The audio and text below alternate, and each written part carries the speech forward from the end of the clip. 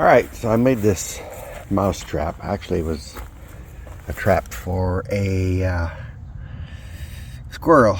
And yeah, got me a little mouse in there. But let me show you what I need to do to reset this thing. So let me get the mouse out of this trap. I know I could have bought some of these traps, and there's easier ones out there made with buckets and whatever, but I ended up using composite material. Anyway, I'll show it to you when I get this thing cleared and cleaned. Okay, so this thing's about 15 inches long and about 6 inches wide. I'm turning this out on grosbeak out. I'm just going to take this out here, and let me go and take care of this mouse, and I'll be right back and we'll set it all up again. Okay, so what I'm going to do now is glue a couple of peanuts on here, and so that they're attracted to the peanuts. There's peanuts already in there, but okay, this thing's not working correctly. There we go. It's trying to. Come on. Okay, I've got enough here for one.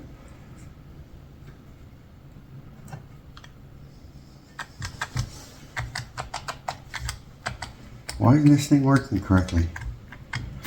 It doesn't matter. You get what I'm trying to do here. Why isn't it doing it? It's like it's not pulling in the glue stick like it should. Okay, the worst part. Come on. All right, I'm gonna call it good. And because it's raining out there, I'm not gonna put it out in the rain just yet. I'll wait till it stops raining. But anyway, the worst part is setting this up without getting your fingers crunched. Yeah. And making sure it's gonna stay. Hold on to this, get your fingers out of the way, and she's ready to go.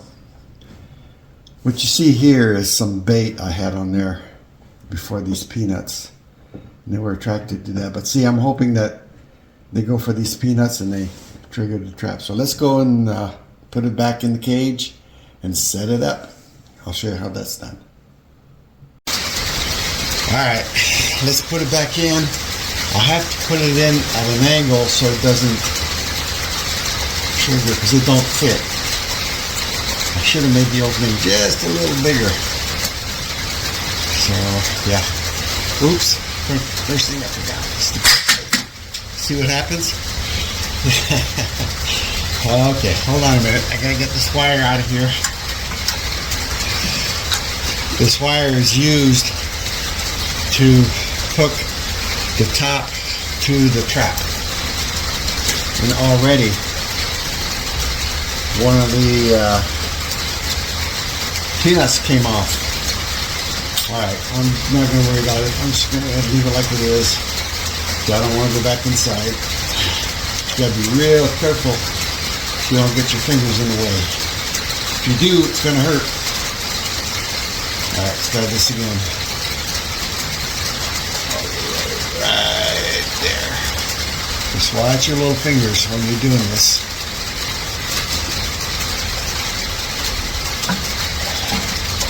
Alright. You set it near the end. This thing in here is full of peanuts.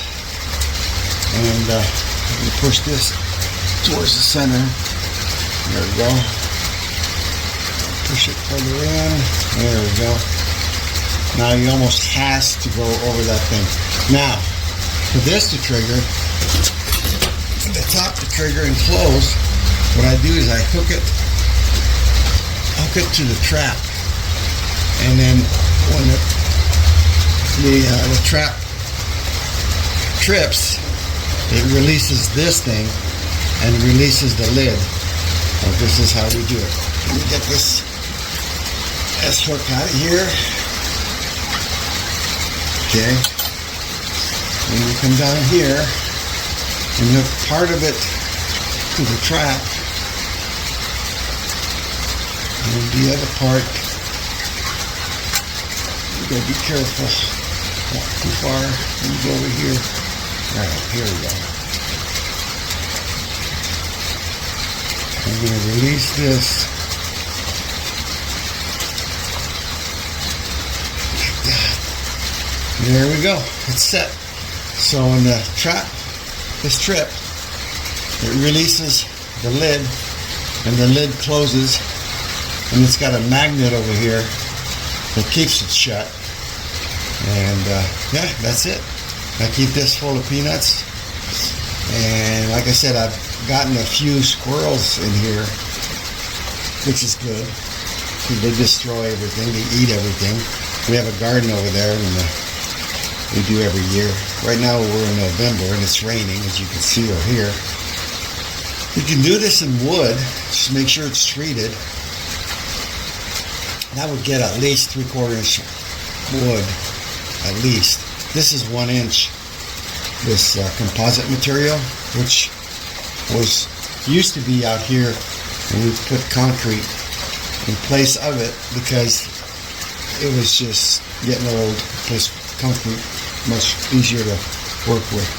So anyway, I'll end up carrying this thing to the back, and yeah, once it stops raining, no sense getting this all wet. So far this trap, this wooden trap, mouse trap, has worked pretty well. I used to use the smaller ones, and it would never get a rat or mouse or anything. So I went and bought these other bigger traps, and they seem to work much better. Anyway, hope this helps. There's easier ways to do this.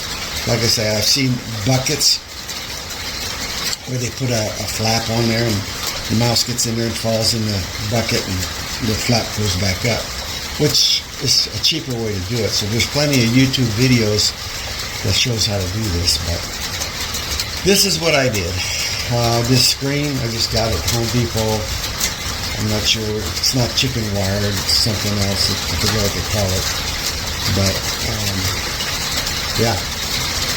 Anyway, that's my story. I'm sticking to it, and if you like this video, let me know. If you don't like it, leave a comment.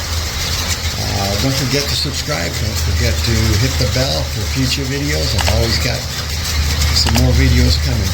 Alright? Thanks for watching, and we'll talk to you again on the flip side. Alright.